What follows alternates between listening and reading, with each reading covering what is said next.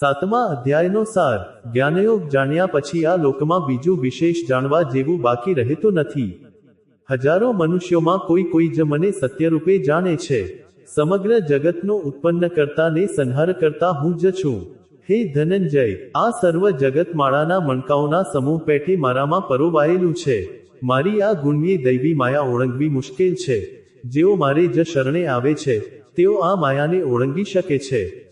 હે ભરત શ્રેષ્ઠ, ચાર પ્રકારના એટલે કે અર્થ, જિજ્ઞાસુ, ધનની ઈચ્છાવાળા અને જ્ઞાની, આ ચાર પ્રકારના મનુષ્યો મને ભજે છે. બહુ જન્મોને અંતે આ બધું વાસુદેવરૂપ જ છે એવા જ્ઞાનવાળો જ્ઞાની મને પામે છે. તે મહાત્મા અતિ દુર્લભ છે. જે ભક્ત જે સ્વરૂપને શ્રદ્ધાથી પૂજવા ઈચ્છે છે તેને તે દેવતા પ્રત્યે હું સ્થિર કરું છું. તેનું આરાધન કરનાર તેને પામે છે. પણ મારો ભક્ત મને જ પામે છે.